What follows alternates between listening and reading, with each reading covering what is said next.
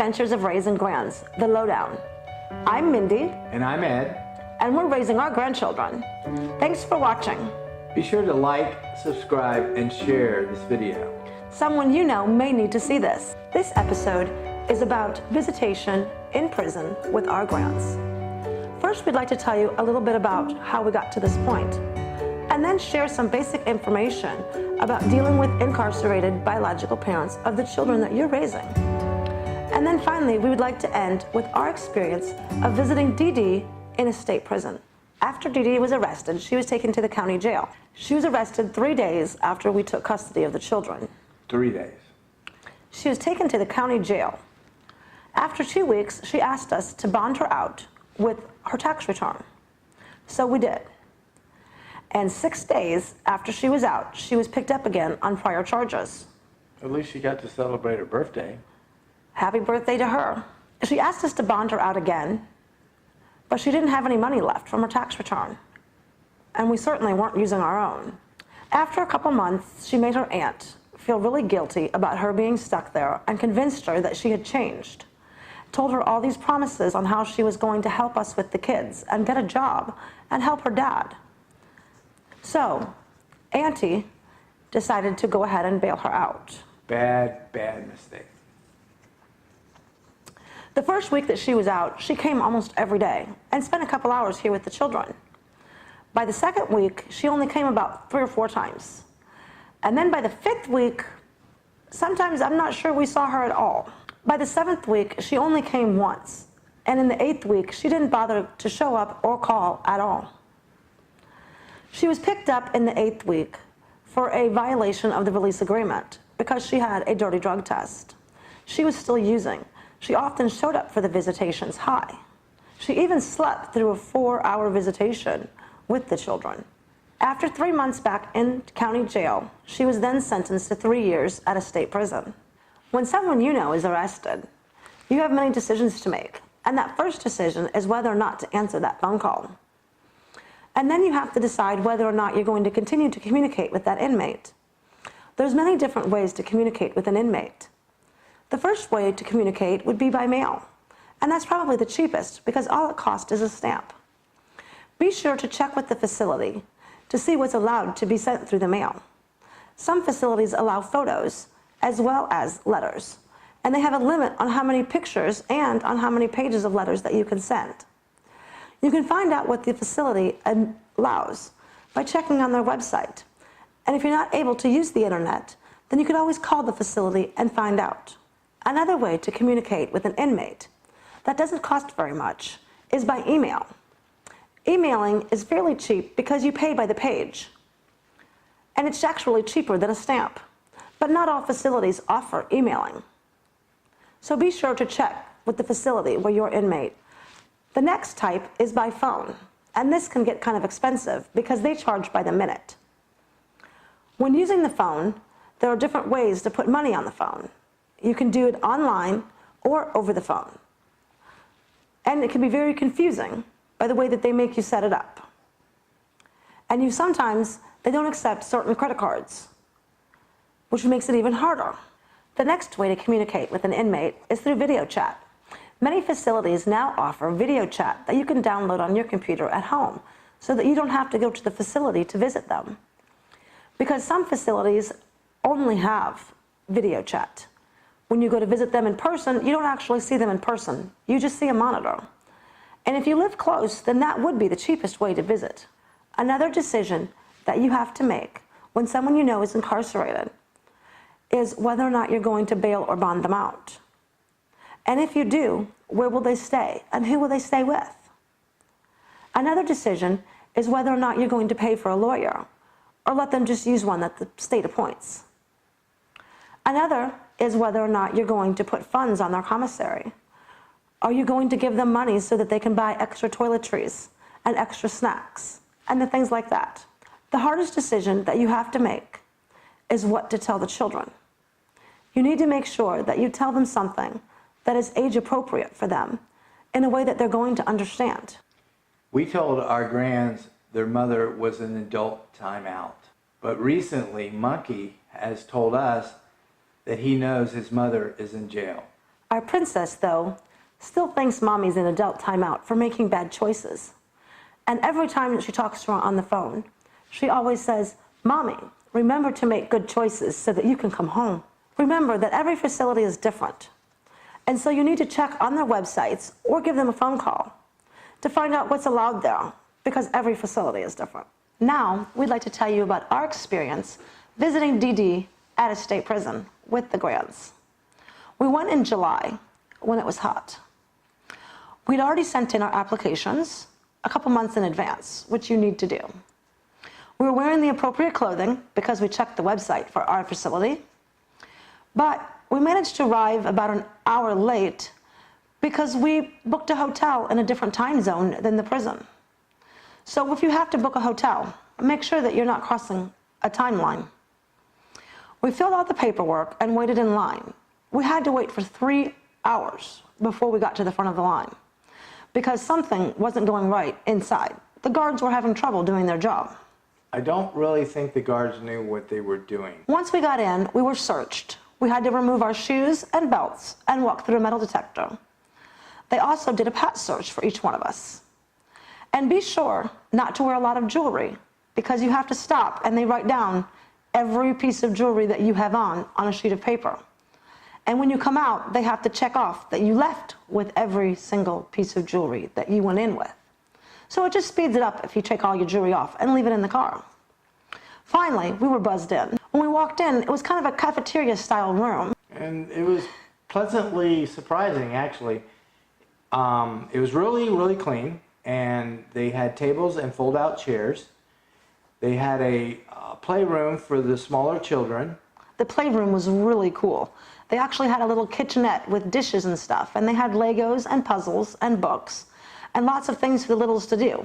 They even had a TV playing a movie for them. Thank God it wasn't Barney. And also, for the children, they had board games that they could check out and cards as well. And the cards had pictures of female felons on them that were wanted. I just wanted to bring home the deck of cards. What she's really trying to tell you is that she asked me, is there any way that she could buy a deck of those cards? Speaking of buying, before you go in, you can get a credit card type card and put money on it because you're not allowed to bring cash into the prison. You can put up to $50 on the card, which is what we did. I think we could have used more though. But when we went up to the canteen to choose the food, they had quite a variety of things. Which surprised me because the canteen was actually well organized. It was well organized, and they had everything that you needed, sodas and stuff like that. They even had the little pizzas in the plastic that you buy at a grocery store.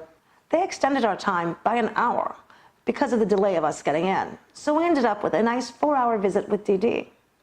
We actually thought that she was going to be more active with the children, but she wasn't. She was actually spent more time watching them than actually interacting with them, which is kind of sad. But I guess I understand in some ways, maybe she didn't know how to interact with them. When we got ready to leave, there was lots of hugs and tears. Only by the women and children. To make it a fun weekend, we decided to get a hotel that had a pool. That way the kids could have a lot of fun. But after visitation, we went straight to a restaurant that served comfort food. You know, that greasy, fried, chocolate, anything that tastes good. All the stuff that is bad for you. Exactly. We filled up on that before heading back to the hotel that night. The next morning, we went to a state park to give the kids a chance to run around. The state park had caverns that you could investigate, so we were going to give them a chance to explore. But first... But somebody made us go to the souvenir store first, where Monkey decided he wanted a miner's helmet with a nice big light on the front of it. Normally, that wouldn't be a problem. When we got down in the caverns, I don't know how many people have ever been in the caverns, but there's a point where the guide is going to tell you that he's going to turn the lights off, which is fine and dandy. So he turned the lights off, and there was a little glow of Richie's helmet. So he asked us to turn the helmet light off, in which I had to find his head and find the little tiny switch that was on the back of his helmet light. Needless to say, it wasn't easy. After that, we took our nice long 5-hour ride home. Our second trip to see Dee Dee at the state prison was 7 months later. This time, we chose to get a hotel in the right time zone, so we didn't have any problems being late. And we didn't have to turn any more paperwork in because we had turned it in last time. So this time we were able to get in line, and we were third in line, which is much better than last time. We only waited a few minutes before getting to go inside. When we went in to get searched, it's important to know that you're only allowed to take in one car key. There can be nothing else on that ring. And I had taken my shoes off and I laid my keys down on the table, where I realized at that point that you're only allowed to have one key. So I had to run all the way back out to the vehicle, take my keys off the key ring, and bring back just one key. Barefoot. Well, actually, you were lucky because when my sister did it, they made her go to the end of the line. And that's why it's so important to know what's allowed at the facility that you're visiting. So be sure to check those websites and see what's allowed. Once we were inside the facility, the children went straight to the playroom. They remembered what was there and how much fun they had last time. And Ed went straight for the line at the canteen because there was no line. He made sure he stocked up on food, snacks, and sodas. While we were waiting, we saw Dee Dee out the window. So I grabbed the kids and went straight for the window so we could make faces. Where I told them not to go to the window because I didn't think it was a good idea. But they did it anyway. Shortly after that, there was a guard that said, "Ma'am, step away from the window." I stepped away. And I graciously looked at my wife and my grandchildren and said, "I told you so." He did. The funny thing is, Dee Dee got in trouble on her side too.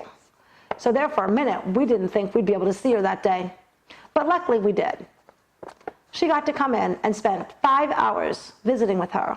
The kids had a great time with her in the playroom. They were able to sit with her and read and play with the toys. And she actually was engaged with them this time, spending time with them. She had them on her lap and reading to them. And she was quite surprised that Monkey actually read a book to her.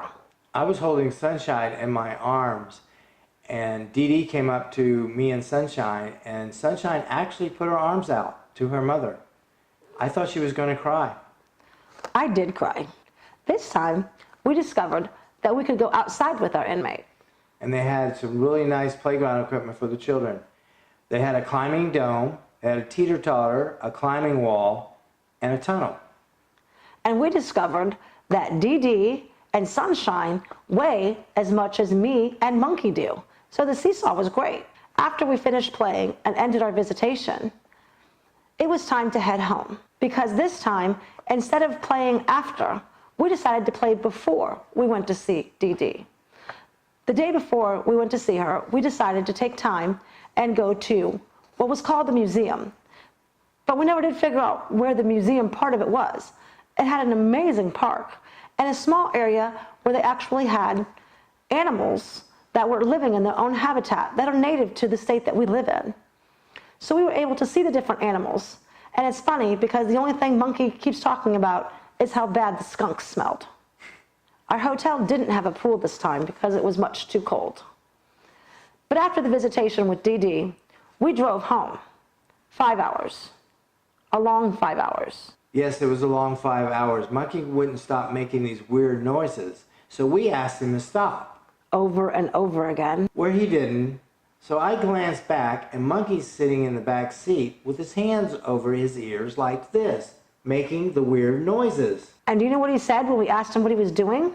He said, "You can't hear me because my hands are over my ears." Think about it. That's why it was a long ride home. Now it's time for the Adventure Challenge. The Adventure Challenge is when we challenge you to send us photos of you and your grands doing the challenge of the episode. This episode's challenge is to send a photo of your grands on a trip in the car. You know, the cute kind of pictures where the children are in the back of the van asleep. Send those photos to our email that's located at the end of this video.